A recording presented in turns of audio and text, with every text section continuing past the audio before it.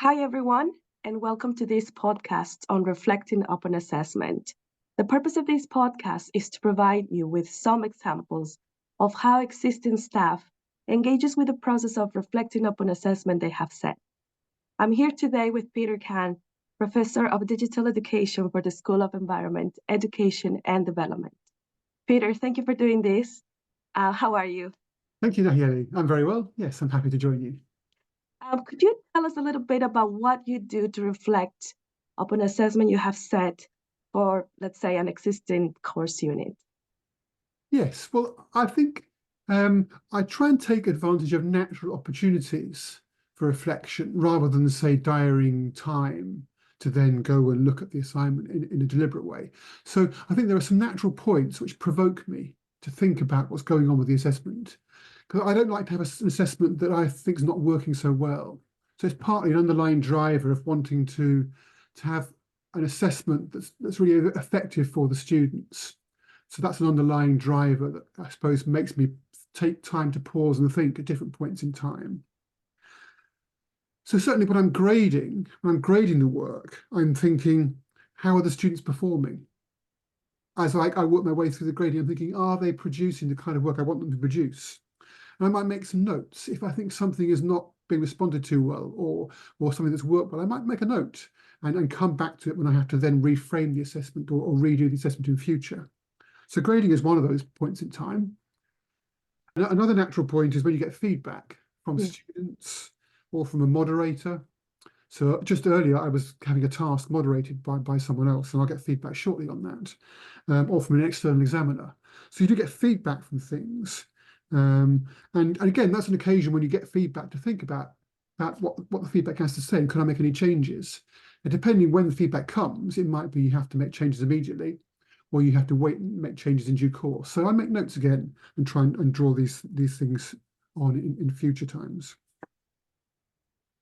I mean, occasionally I might also have a discussion with a colleague, and that can provoke me to think about assessment if it's a program team meeting, because assessment needs to fit the program as well. It needs to be suitable for the program as a whole as well. Even if it's primarily a course unit assessment, it still has to fit with the assessment. So when you're having discussions with course team colleagues, then that can be an occasion to think, how does my assessment compare with what's going on here? Does it fit with what's happening in the program?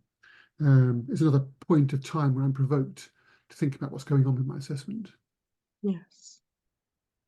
Is that, in these other moments of time that you're talking about, they're kind of approaching when, is it after marking, isn't it? Because you talk about the examiner, then the contributions from other colleagues. Does that happen as well before, starting the course unit, or is it just at the end of the course unit? Well, it can happen at different points in time. So, for instance, we've got an assessment project happening in the school at the moment, and we've been asked to ensure that our assessment fits a certain mould, certain word lengths, and other things that characterise the assessment.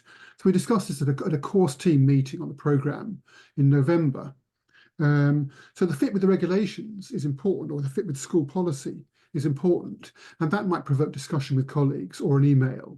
And again, it's a point in time to think, now, how does my assessment fit with that?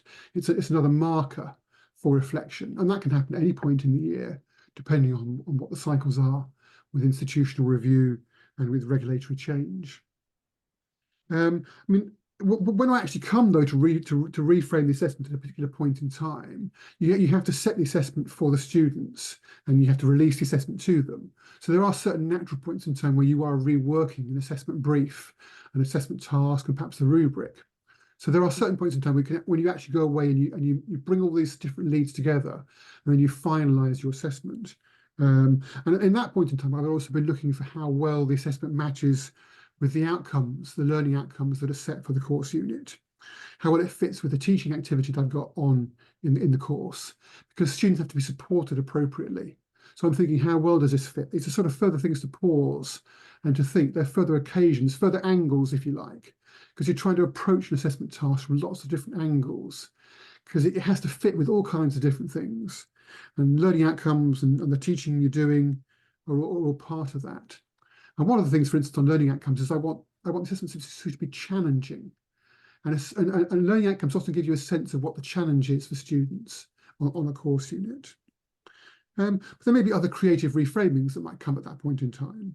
I might have mulled some things over, thinking, can I reframe the assessment in any way? That obviously takes more work rather than just fine-tuning something. So these are all different kinds of angles that are there. And finally, I suppose I'm looking to polish the brief I give to my students and the rubric. I don't like copy editing mistakes. I want to rule them out. I don't like misplaced commas or type sizes that are the wrong size. For me, it should look polished and professional. And that's something of a final stage of reflection. It's just looking at it and seeing, you know, does it look the part? Does it look the job? So that's coming at it from lots of different angles, really.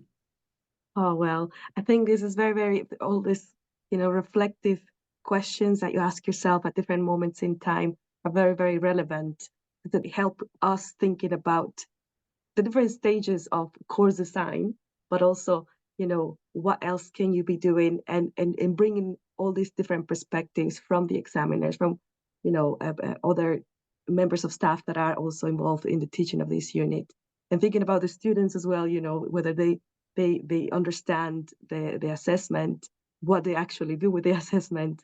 Thank you very much. Thank you for sharing your experience as well of what you do. These are very valuable insights. Thank you. Thank you so much.